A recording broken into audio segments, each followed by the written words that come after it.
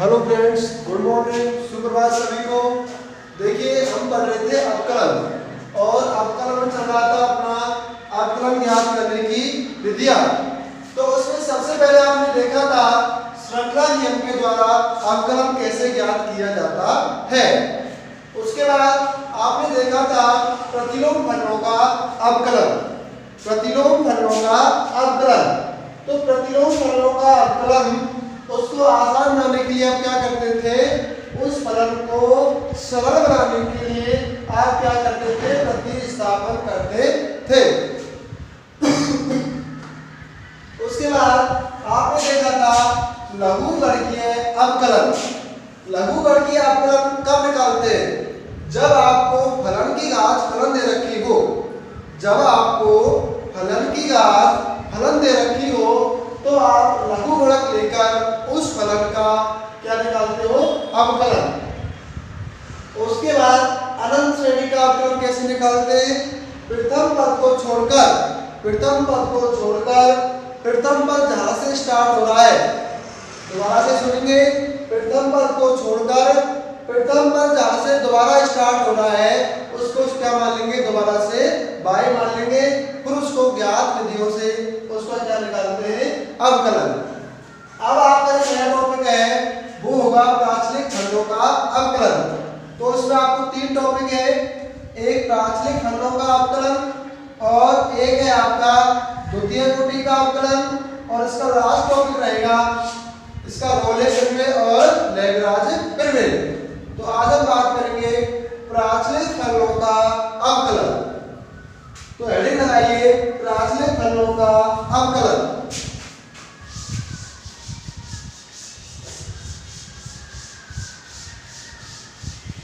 प्राचलिक फलनों का अवकलन।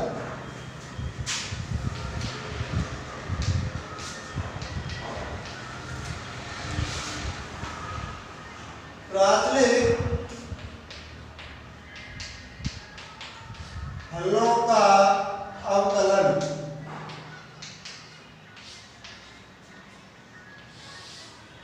डेरिवेटिव ऑफ पैरामेट्रिक फंक्शन, प्राचलिक फलनों का अवकलन। तो सबसे पहले बात करते हैं कि प्राचलिक फलन होता क्या है।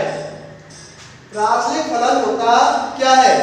यदि आप x और y दोनों को किसी अन्य चर के रूप में व्यक्त कर देते हो, अर्थात यदि आपका x भी किसका फलन है, t का, और y भी किसका फलन है, t का, तब इस फलन को, इस रूप को आप क्या बोलते हो, प्राचलिक रूप या प्राचलिक फलन बोलते हैं।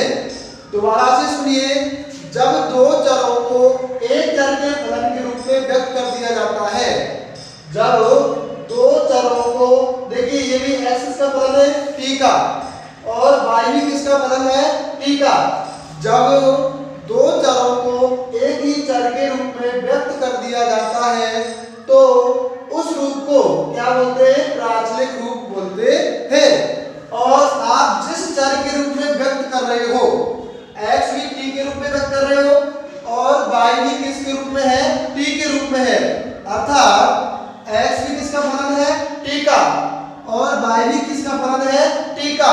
तो इस जगह जो t है, t क्या कहलाता है, प्राचल कहलाता है। क्या कहलाता है, प्राचल कहलाता है। दोबारा से सुनेंगे, जब दो चरों को एक चर के फलन के रूप में व्यक्त किया जाता है तो इस प्रकार के फलन रूप को क्या बोलते हैं, प्राचलिक फलन बोलते हैं। तो देखिए, प्राचलिक फलनों का जो अवकलन है आप दो तरीके से ज्ञात कर सकते हो। पहले तो उसका एग्जांपल देखिए, सपोज आपको दे रखा है x बराबर 2a और y बराबर दे रखा है आपको t² और t क्या है आपका, प्राचल। अब देखिए, x भी किसका फलन है, t का फलन है, और y भी किसका फलन है, t का। तो इस कंडीशन को क्या बोलते हैं, प्राचलिक समीकरण बोल सकते हैं या फिर प्राचलिक फलन बोल सकते हैं। और आपको निकालना क्या है, dy बटे dx निकालना है।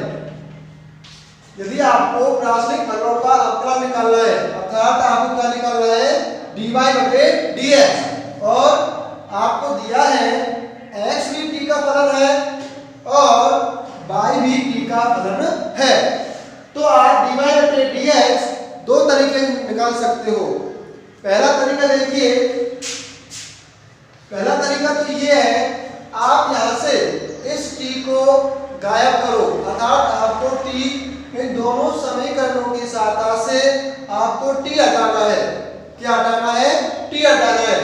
तो इसके लिए आप क्या करेंगे, एक समीकरण से t का मान निकालेंगे और दूसरे में रख देंगे।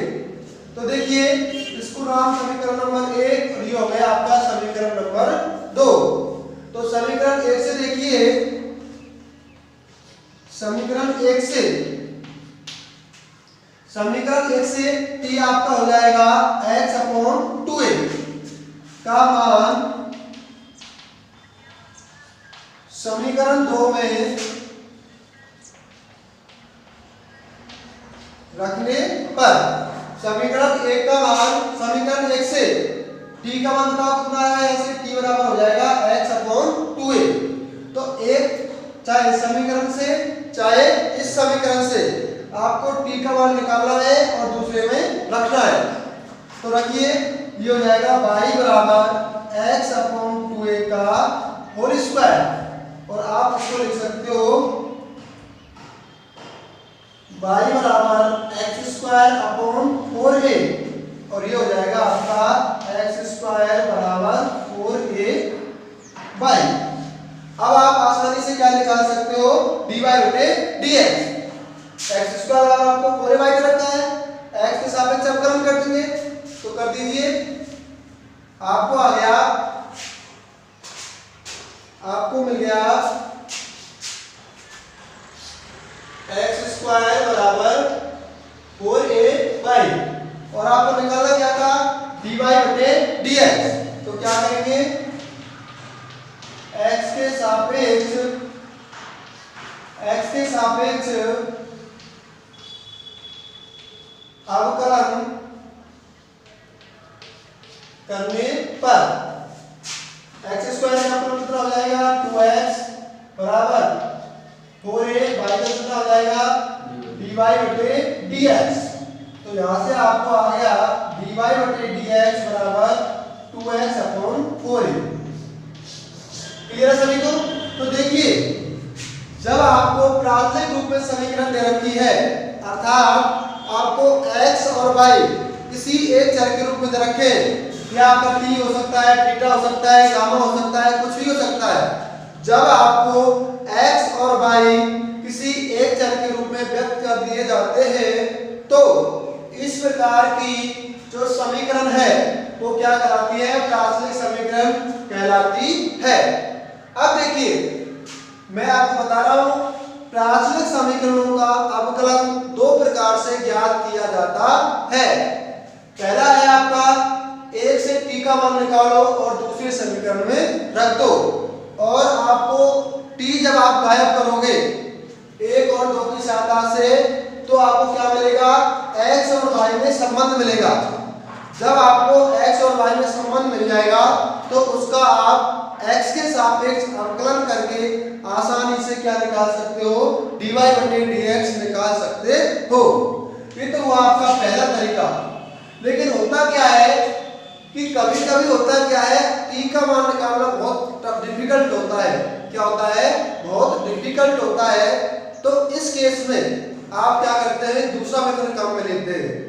क्या करते हैं, दूसरा मेथड यानी कि दूसरी विधि काम में लेते हैं, और वो विधि कहती है,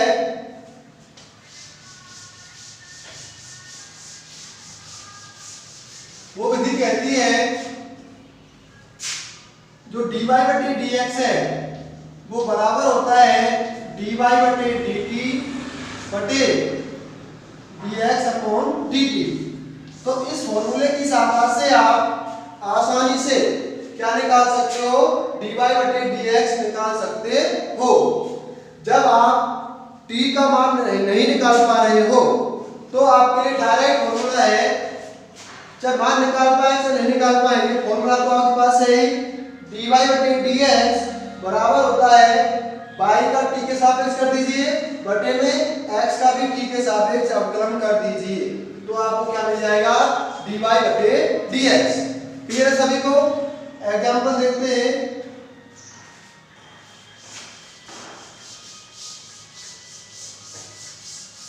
देखिए सपोज आपको दिया है x बराबर sin 2t और आपको y दिया है cos 2t और आपको निकालना क्या है dy बटे dx निकालना है।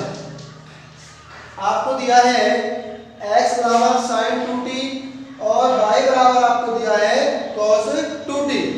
अब देखिए आपको पता है x भी t का फलन है और y भी t का फलन है, तो आप क्या करेंगे डायरेक्ट यहां से क्या करेंगे बताइए, जो आपका dy बटे dx है हम जानते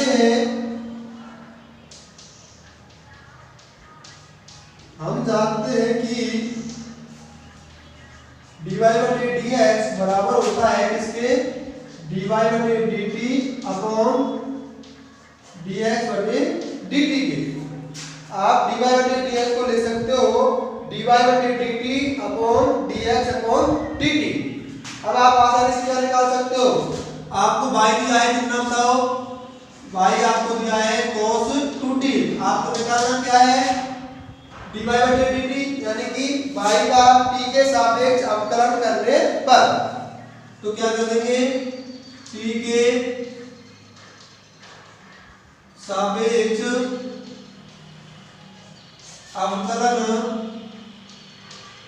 करने पर, तो बताओ y का t के सापेक्ष क्यों कर रहे हैं, क्योंकि आपको क्या निकालना है dy बटे dt और dy बटे dt का मतलब होता है y का t के सापेक्ष अवकलन, तो इसलिए y का किसके सापेक्ष करना है t के सापेक्ष अवकलन करने पर, तो ये हो जाएगा आपका dy बटे dt बराबर cos 2t का मतलब कितना होता है माइनस sin 2t, फिर 2t का करेंगे तो कितना हो जाएगा 2, क्योंकि t का कितना होता है 1, तो ये हो जाएगा माइनस 2 sin 2t।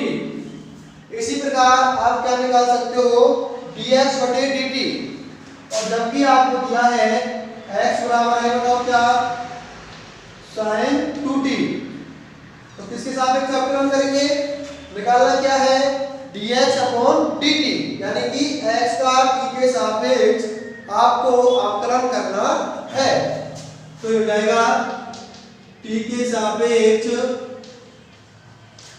अवकलन करने पर, तो बताओ क्या होगा dx अपॉन dt बराबर हो जाएगा sin 2t का cos 2t इंटू 2t का कितना हो जाएगा 2, तो ये हो जाएगा 2 cos 2t।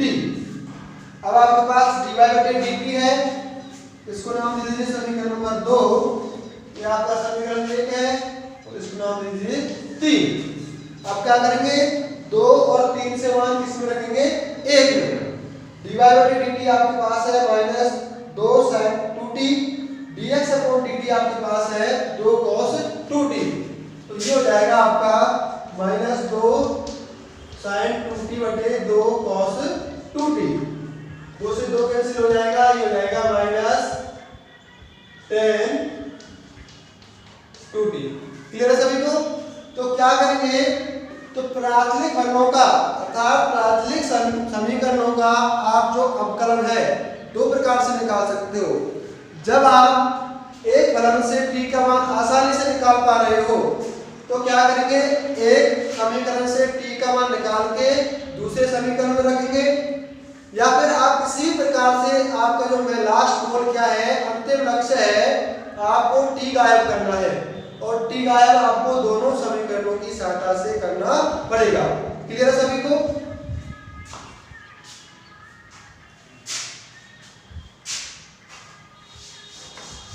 अब क्वेश्चन देखते हैं।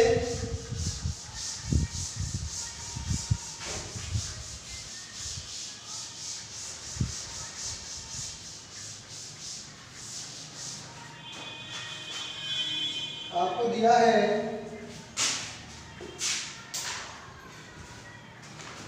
एग्जाम्पल नंबर 16, एग्जाम्पल नंबर 16 और इसका फर्स्ट पार्ट आपको दे रखा है x बराबर 2at² और y बराबर आपको दे रखा है 8t4।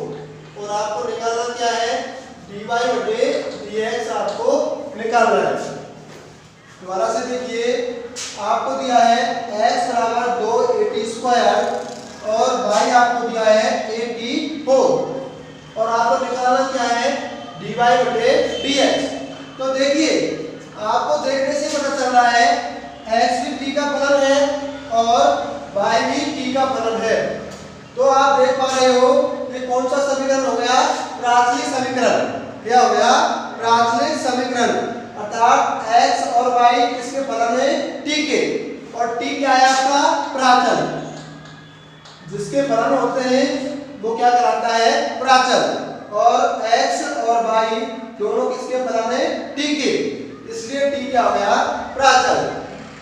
तो आप दोनों तरीके से निकाल सकते हो, या तो t का मान यहां से निकालकर यहां पर रखो, या फिर आप क्या करोगे dy/dx का डायरेक्ट फॉर्मूला लगाएंगे। बताओ क्या होता है, हम जानते हैं dy/dx बराबर होता है dy/dtdx/dt। कब होता है, जब y भी t का फलन है और x भी t का फलन है। अब आपको क्या निकालना है, dy/dt, और क्या निकालना है dx/dt। आपको y कितना दिया है बताओ, y आपको दे रखा है y बराबर 84। तो आप आसानी से निकाल सकते हो dy/dt। क्या करेंगे, t के सापेक्ष अवकलन करने पर, तो ये हो जाएगा dy/dt बराबर 4at³। इसी प्रकार आप क्या निकाल सकते हो dx/dt, ये भी क्या हो जाएगा 4at। dx/dt क्या हो जाएगा बताओ, आपको x दिया है 2at², तो आपका dx/dt हो जाएगा 4at। अब आपके पास dy/dt है, ये रहा 4at³/dx/dt कितना है 4at। तो थोड़े से थोड़े कैंसिल हो गया, ये आपका आ गया t²। तो आपका dy/dx कितना मिल गया आपको t²। तो सिर्फ आपको ये फॉर्मूला याद होना चाहिए, जब x और y दोनों किसी भी प्राचल के फलन है तब dy/dx बराबर होता है dy/, अगर ये y t का फलन है तो dy/dt/dx/dt। अगर ये थीटा के फलन होते हैं x और y तो फॉर्मूला क्या बनता, dy/dθ/dx/dθ। आपको y और x जिसके फलन दे रखे हैं उनका उसी के सापेक्ष आपको अवकलन करना है। ऊपर y के सापेक्ष, नीचे ऊपर y का और नीचे x का।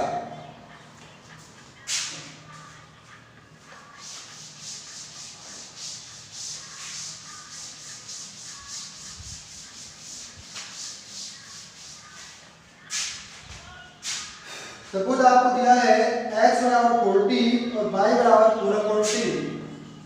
x बराबर दिया है 4t और y बराबर आपको दिया है 4/t। x बराबर दिया है 4t और y बराबर दिया है 4/t, और आपको निकालना क्या है dy/dx। क्या निकालना है dy/dx। तो देखिए dy/dx किसके बराबर होता है, dy/dx बराबर होता है dy/dtdx/dt। आप देखिए dy/dt कितना है, y का करना है t के सापेक्ष अवकलन, तो कितना हो जाएगा बताइए 1/t का। आपको दिया है y बराबर आपको दे रखा है 4/t। इसको आप लिख सकते हो y बराबर 4 × t⁻⁻1। 1/t को क्या लिख सकते हैं t⁻⁻1। अब आपको निकालना क्या है dy/dt। तो कैसे करेंगे, t के सापेक्ष अवकलन करने पर, तो y का t के सापेक्ष अवकलन क्या हो जाएगा बताओ, dy/dt बराबर 4 × घात का अवकलन करना है तो क्या करेंगे, घात को आगे लाएंगे तो ये माइनस बाहर आ जाएगा और घात में से एक कम कर देंगे, तो ये हो जाएगा आपका dy बटे dt बराबर -4 इंटू 1/t²। फिर t की घात -2 होगा और इस -2 को आप नीचे ले जाएंगे तो क्या हो जाएगा प्लस का, तो -4 इंटू 1/t²। इसी प्रकार dx/dt तो डायरेक्ट निकाल सकते हो, कितना हो जाएगा 4। आपको x दिया है 4t, तो यहां से हो जाएगा dx बटे dt बराबर 4। तो यहां पर मान रख दीजिए dy बटे dt कितना बताइए -4/t² और ये कितना है 4। तो इसको आप आसानी से सॉल्व कर सकते हैं। तो सिर्फ आपको याद रखना है जब x और y किस रूप में हो, प्राचलिक रूप में हो, अर्थात x और y किसी एक चर के फलन दे रखे हो। यदि x और y एक ही चर के फलन दे रखे हो, यदि x और y दोनों एक ही चर के फलन दे रखे हो, तो देखिए होता क्या है, आप उसको प्राचलिक रूप बोलते हो और प्राचलिक रूप में dy बटे dx बराबर होता है किसके, dy बटे dt upon dx upon dt के। क्लियर है सभी को?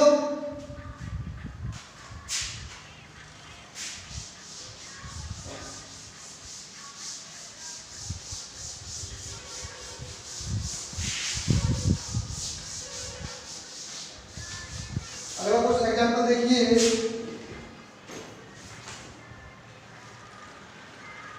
Example number 17। एग्जांपल नंबर 17 आपको निकालना है, इसमें dy बटे dx आपको निकालना है। क्या निकालना है? dy बटे dx और आपको x दिया है, इसका 17 का फर्स्ट पार्ट आपको x दिया है sin inverse 2t upon 1 plus t² और आपको y दिया है cos इनवर्स 1 माइनस t² बटे 1 प्लस t²।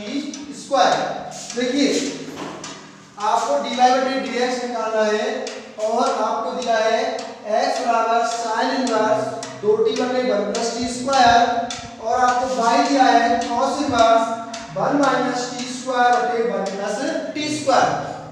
तो आप देख सकते हो x भी t का फलन है और y भी t का फलन है। तो बताइए ये कौन सा रूप हो गया? प्राचलिक रूप हो गया।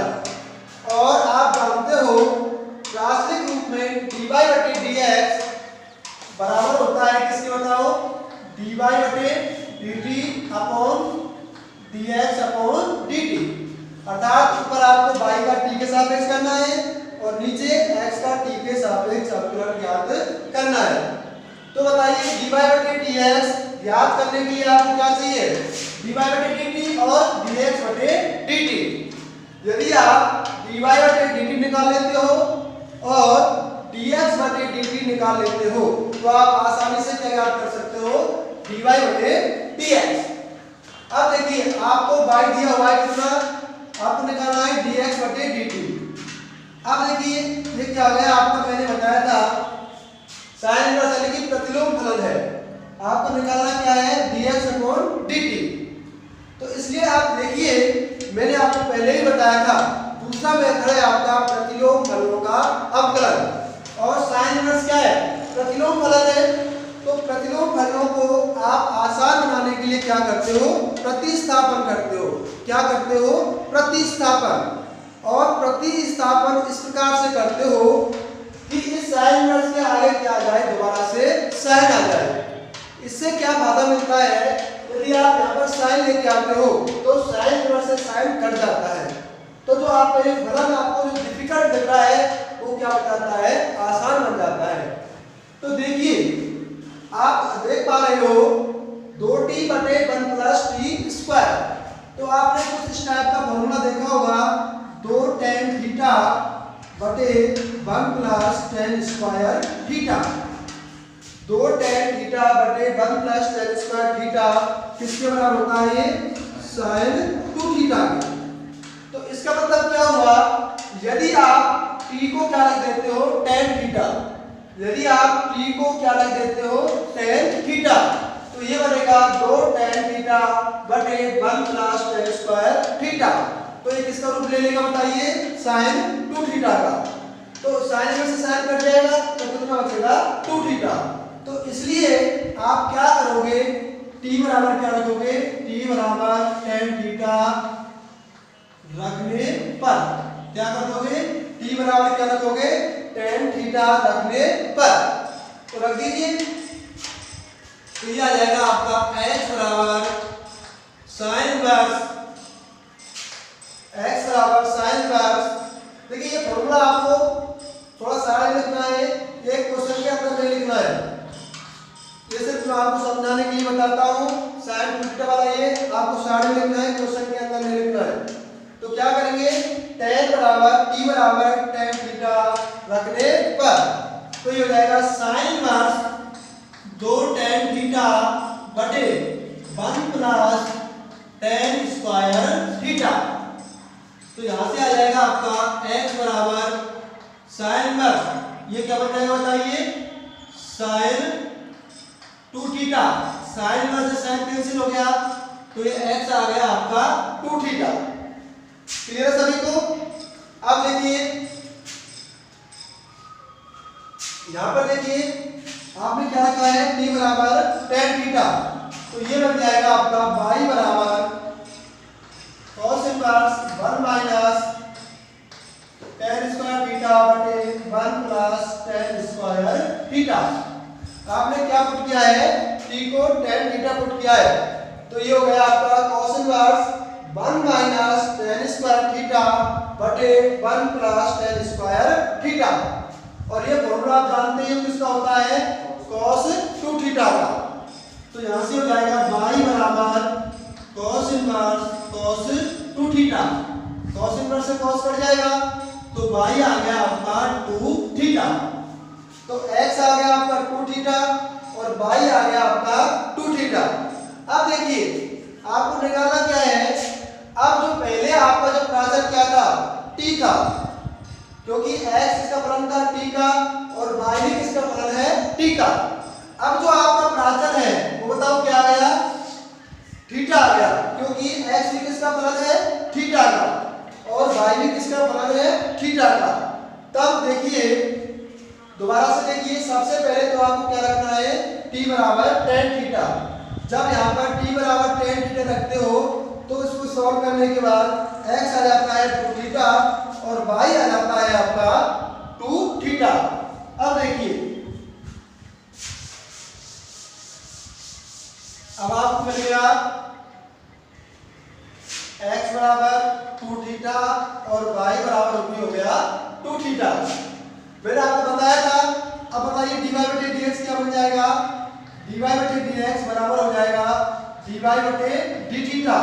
पहले आप जो t के सापेक्ष अवकलन कर रहे थे इस फॉर्मूले में, आप किसके सापेक्ष करेंगे, थीटा के सापेक्ष, क्योंकि x और y जिसके फलन होते हैं हम y और x का उसी के सापेक्ष अवकलन करते हैं। अब देखिए x भी थीटा का फलन है और y भी थीटा का फलन है, तो आपका जो फॉर्मूला बनेगा dy बटे dx किसका बनेगा, dy बटे d theta upon dx upon d theta. अब देखिए y का थीटा के सापेक्ष अवकलन कितना हो जाएगा 2 बटे x का थीटा के सापेक्ष अवकलन कितना हो जाएगा 2, तो 2 से 2 कैंसिल हो जाएगा तो कितना आ जाएगा 1। तो आपका dy बटे dx कितना आ गया 1 आ गया। क्लियर है। तो जब आपको प्रतिलोम फलन आ जाए तो आप डायरेक्ट अवकलन ना करके उसमें प्रतिस्थापन करेंगे, और प्रतिस्थापन आपको इस प्रकार से करना है ताकि आपका जो फलन है अर्थात प्रतिलोम फलन कट जाए। क्लियर है सभी को। तो इसके लिए आपको सारे फॉर्मूले याद होने चाहिए।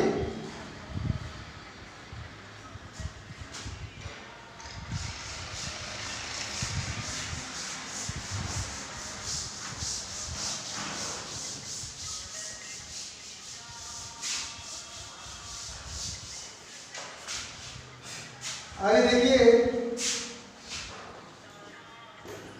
इसका सेकंड पार्ट देखिए, आपको दिया है x बराबर आपको दिया है एग्जाम्पल नंबर 17 का सेकंड पार्ट।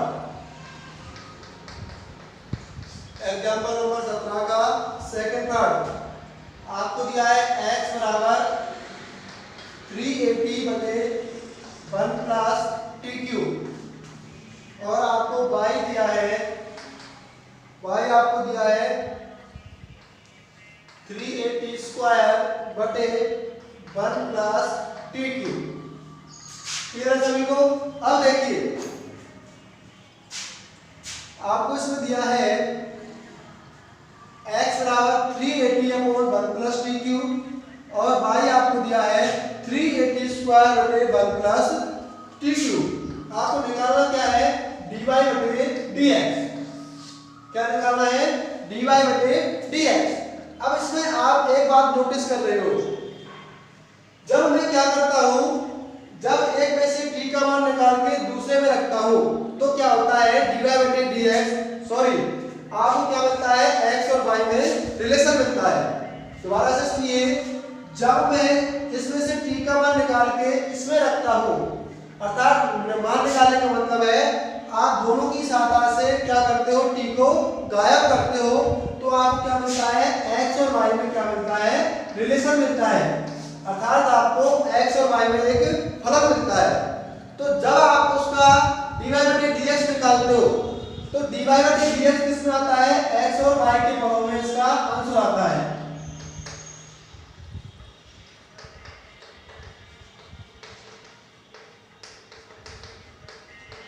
दोबारा से सुनिए, जब आप देखिए मैंने आपको बताया था कि प्राचलिक समीकरणों का अवकलन आप दो प्रकार से निकाल सकते हो। पहला तरीका बताया था कि आप t को गायब करो, अर्थात प्राचल को गायब करो। जब आप प्राचल को गायब करते हैं तो क्या होता है? आपको x और y का एक फलन मिलता है और जब आप उसका x के सापेक्ष अवकलन करते हैं उससे जो आपको dy बटे dx मिलेगा वो किससे मिलता है? x और y के पदों में मिलता है। ये पहला तरीका था। और दूसरा तरीका क्या है? dy बटे dx किसके बराबर होता है? dy बटे dt upon dx upon dt।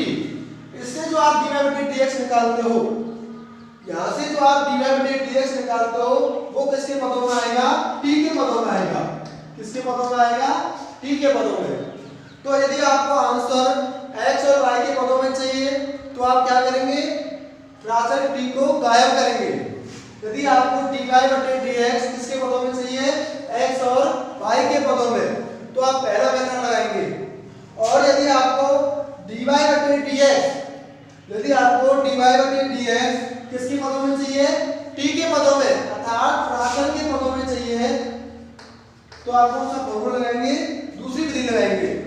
Clear है? अब देखिए, यदि आपको कुछ नहीं दे रखा है, कुछ नहीं दे रखा है कि आपको x y के पदों में निकालना है कि t के पदों में निकालना है, तो आप अपनी इच्छा से कोई सी विधि लगा सकते हैं। दोबारा से सुनिए, प्राचलिक समीकरणों का अवकलन आप दो विधियों से निकालते हैं। पहली विधि से dy बटे dx x और y के पदों में मिलेगा और दूसरी विधि से dy बटे dx है वो किसके पदों में मिलेगा? t के पदों में मिलेगा।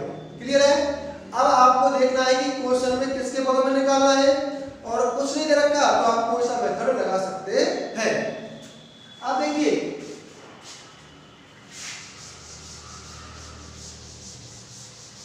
अब इसमें से आपको ये पूछ रहा है dy बटे dx निकालिए। क्या निकालिए? dy बटे dx निकालिए। तो आप इसमें कुछ नहीं दे रखा कि x y के पदों में निकालना है कि t के पदों में निकालना है, तो आप कोई सा मेथड लगा सकते हैं। तो आप दूसरा मेथड आसान रहता है तो उसको लगा दीजिए। तो आपका हम जानते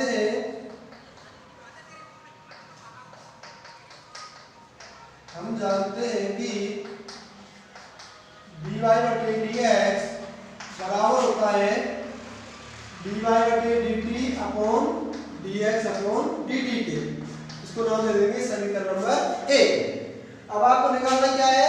dy बटे dt निकालना है और dx अपॉन dt निकालना है, अर्थात आपको y का t के सापेक्ष अवकलन करना है और x का भी t के सापेक्ष अवकलन करना है। और आपको दिया है, आपको क्या दे रखा है बताओ? x आपको कितना दे रखा है? 380 बटे 1 प्लस टी क्यूब। और निकालना क्या है आपको, dx अपॉन dt। तो क्या कर देंगे, t के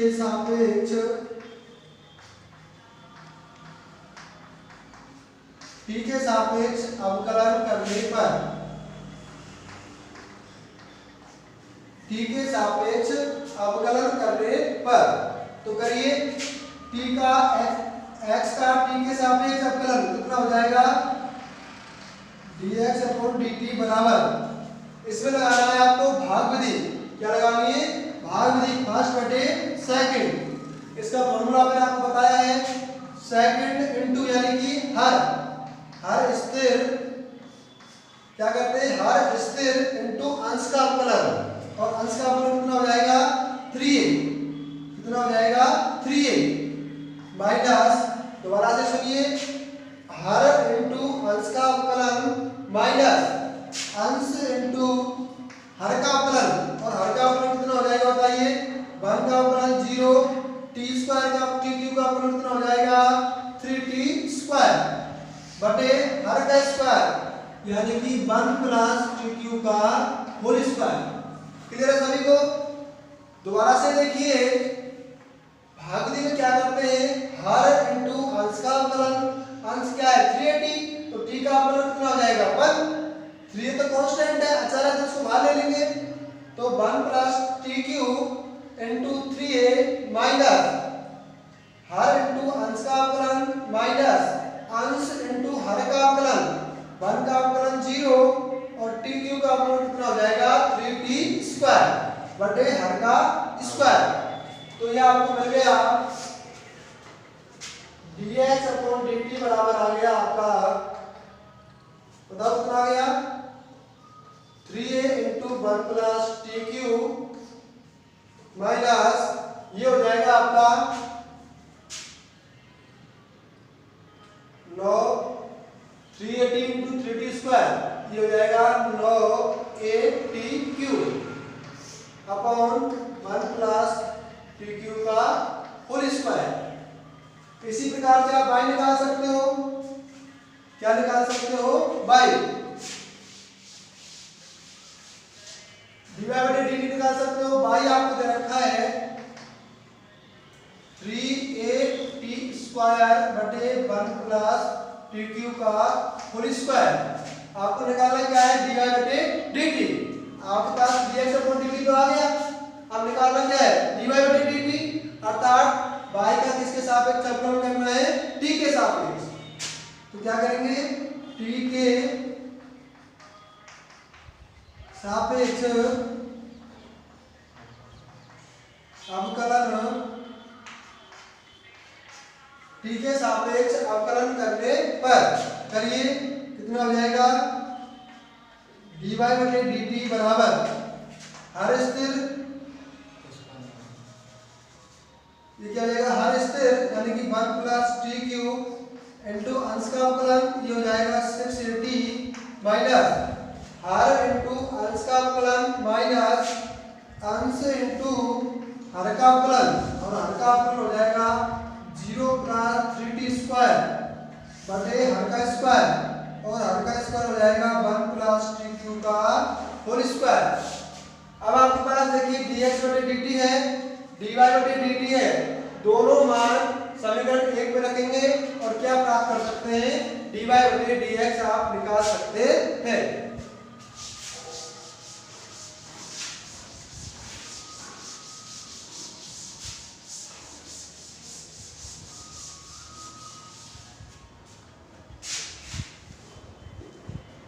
इसके बाद आप तीसरा पार्ट इसका स्वयं करेंगे। एग्जाम्पल नंबर 18 देखिए, एग्जाम्पल नंबर 18। तो देखिए नेक्स्ट क्लास मिलते हैं, सभी को धन्यवाद। और कोई समस्या आ रही है तो उसको कमेंट बॉक्स में आप जरूर लिखें।